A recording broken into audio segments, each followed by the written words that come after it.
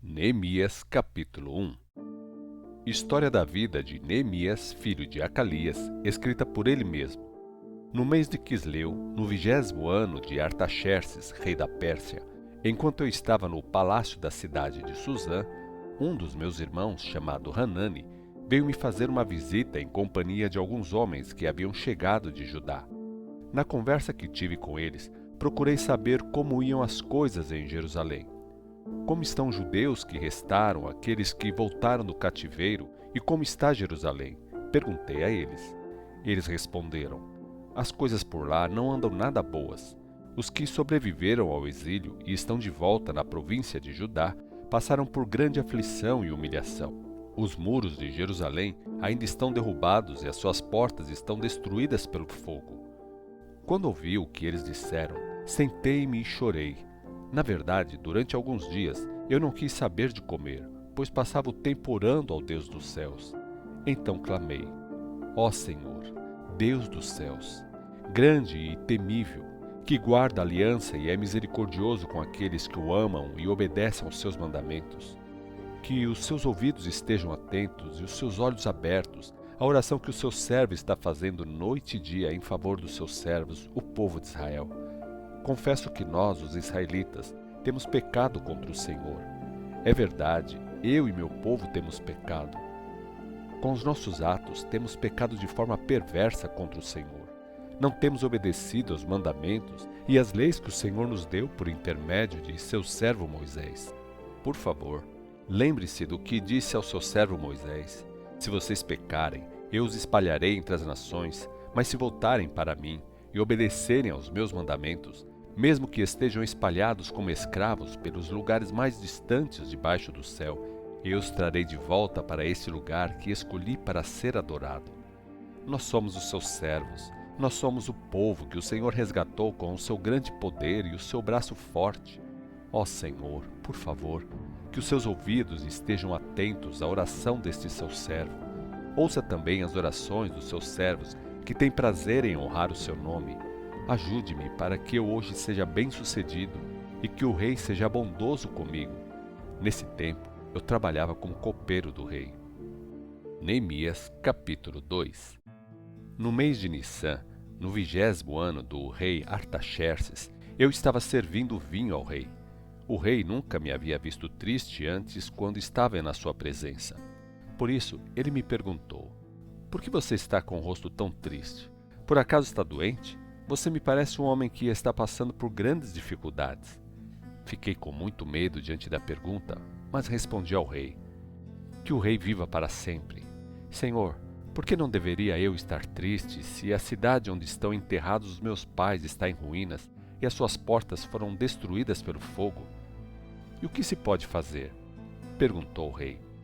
Fiz uma oração ao Deus dos céus pedindo orientação e respondi: se for do agrado do rei, e se o rei me tratar com seu real favor, peço que me deixe ir ajudar para reconstruir a cidade em que meus pais estão enterrados. Então o rei, na presença da rainha que estava sentada ao seu lado, me perguntou: quanto tempo você ficará ausente? Quando pretende voltar? Eu marquei um prazo para minha partida e ele concordou que eu fosse. Então acrescentei: se for do agrado do rei, peço que me dê cartas de apresentação para os governadores que estão a oeste do rio Eufrates, com instruções para me deixarem passar pelas suas terras em minha viagem a Judá, e também uma carta para Asaf, o administrador das florestas do rei, com instruções para que ele me forneça madeira para as vigas e para as portas da fortaleza que fica junto ao templo, e para os muros da cidade e para minha própria casa. E o rei concordou com esses pedidos, pois Deus estava sendo bondoso comigo. Quando cheguei às terras que ficam a oeste do rio Eufrates, entreguei as cartas do rei aos governadores dali. Devo acrescentar que o rei mandou comigo uma escolta de oficiais do exército e tropas para minha proteção. Aconteceu que Sambalate, o Horonita, e Tobias, um oficial amonita que fazia parte do governo, ouviram falar da minha chegada e ficaram com muita raiva pelo fato de alguém estar interessado em ajudar os descendentes de Israel. 3 dias depois da minha chegada a Jerusalém, saí durante a noite, sem que ninguém visse. Levei comigo apenas alguns homens, pois eu não havia falado com ninguém a respeito dos planos para Jerusalém que Deus havia colocado em meu coração. Eu ia montado no meu animal e os outros iam a pé. Saímos à noite pela porta do vale em direção à fonte do dragão e da porta do monturo para examinar o muro de Jerusalém que havia sido derrubado e as portas queimadas pelo fogo. Depois fui à porta da fonte e ao açude do rei, mas o meu animal não podia passar por falta de espaço. Assim, demos uma volta ao redor da cidade e segui pelo ribeiro. Ainda de noite, examinando o muro, e entrei de novo pela porta do vale. As autoridades da cidade não sabiam onde eu tinha ido, nem o que eu estava fazendo, pois até esse momento eu não tinha dito nada aos judeus, aos sacerdotes, às autoridades, aos oficiais e àqueles que deveriam realizar o trabalho. Então eu disse a eles: vocês conhecem muito bem a tragédia de nossa cidade. Jerusalém está em ruínas e as suas portas estão queimadas. Venham, vamos reconstruir os muros de Jerusalém para que fiquemos livres desta desgraça. Então falei a eles sobre o desejo que Deus havia colocado em meu coração e sobre a minha conversa com o rei e acerca do plano com o qual o rei estava concordando. Eles responderam imediatamente: ótimo, vamos reconstruir os muros, e se encheram de coragem para a realização dessa obra. Quando Sambalate, o horonita, Tobias, o oficial amonita, e Gesem, o árabe, ouviram falar do nosso plano, zombaram de nós, desprezando-nos, e perguntaram: o que vocês estão fazendo? Será que não percebem que dessa maneira estão se rebelando contra o rei? Mas eu respondi: o Deus do céu nos ajudará, e nós, os seus servos, reconstruiremos esses muros, porém vocês não podem fazer parte desse trabalho, porque não têm parte legal nem lembrança em Jerusalém. Neemias, capítulo 3. Então Eliasibe, o sumo sacerdote, e os outros sacerdotes começaram a reconstruir o muro que ia até a torre do Sem e até a torre de Hananel. Depois de reconstruírem a porta das ovelhas, eles a consagraram e colocaram as portas no seu lugar. Os homens que vieram da cidade de Jericó trabalharam perto deles, e logo adiante estava a turma de trabalho dirigida por Zacur, filho de Inri. Os filhos de Razenaá reconstruíram a porta do peixe. Eles fizeram um trabalho completo. Cortaram as vigas, colocaram as portas e fizeram os ferrolhos e as trancas. Meremote, filho de Urias, que era filho de Acós, consertou a parte seguinte do muro. Ao seu lado, Mesulão, filho de Berequias, que era filho de Messesabel, fez os reparos, e ao seu lado trabalhava Zadok, filho de Baanã. O trecho seguinte foi reparado pelos homens que vieram de Tecoa, mas os chefes deles não quiseram se juntar ao serviço, rejeitando a orientação dos seus supervisores. Joiada, filho de Passeia, e Messulão, filho de Bessodias, consertaram a porta velha. Eles colocaram as vigas, montaram as portas e puseram os ferrolhos e as trancas. Do lado deles estavam Melatias de Gibeon e Jadom de Merenote, e os homens de Gibeon e de Mispá, que eram cidadãos da província do Eufrates Oeste. Uziel, filho de Araias, era um dos ourives, mas ele também trabalhou no muro e reparou o trecho seguinte. Junto dele estava Hananias, um fabricante de perfume. Eles reconstruíram Jerusalém até o muro largo.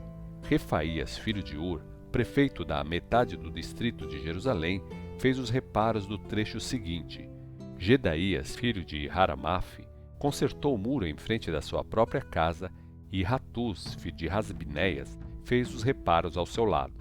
Em seguida vinham Malquias, filho de Harim, e Hassub, filho de Paate-Moabe, que consertaram a torre dos fornos e também uma parte do muro. Salum, filho de Haloés, e as filhas dele consertaram a parte seguinte. Salum era o prefeito da outra metade do distrito de Jerusalém. O povo de Zanoa, dirigido por Hanum, reconstruiu a porta do vale. Eles colocaram as portas, os ferrolhos e as trancas. Depois consertaram os 450 metros seguintes do muro até a porta do monturo. Malquias, filho de Recabe, prefeito do distrito de Bet-Raquerem, consertou a porta do monturo, e depois de construir esta porta, colocou as portas, os ferrolhos e as trancas. Salum, filho de Corracé, prefeito do distrito de Mispá, consertou a porta da fonte. Ele reconstruiu essa porta, colocou o telhado, assentou as portas e colocou os ferrolhos e as trancas. Depois consertou o muro, desde o açude de Siloé até o jardim do rei e até os degraus que descem da cidade de Davi.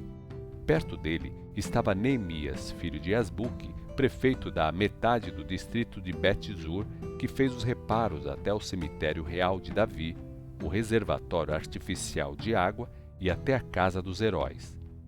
Em seguida, vinha o grupo de levitas que trabalhavam sob a direção de Reum, filho de Bani. Junto a ele vinha Razabias, prefeito da metade do distrito de Keila, que dirigia a reconstrução do muro em seu próprio distrito.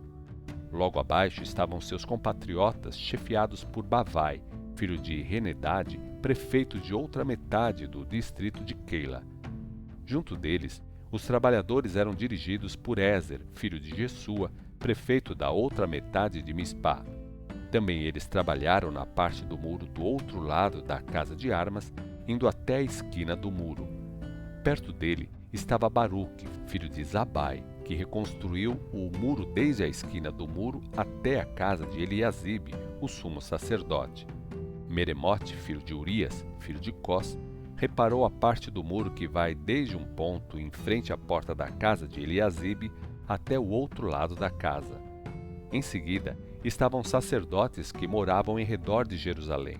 Benjamim, Hassub e Azarias, filho de Maceias, filho de Ananias, consertaram as partes próximas de suas próprias casas. Em seguida vinha Binuí, filho de Renedade, que reparou a parte do muro desde a casa de Azarias até a esquina do muro. Palau, filho de Uzai, dirigiu o trabalho desde a esquina do muro até os alicerces da torre alta do castelo do rei, ao lado do pátio da guarda.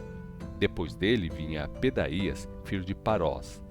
Os servidores do templo que moravam em Ofel consertaram o muro até a porta das águas, na direção do leste e até a torre de projeção.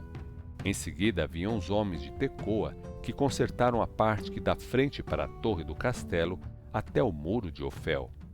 Os sacerdotes consertaram o muro além da porta dos cavalos, cada um deles consertando a parte que ficava em frente à sua própria casa.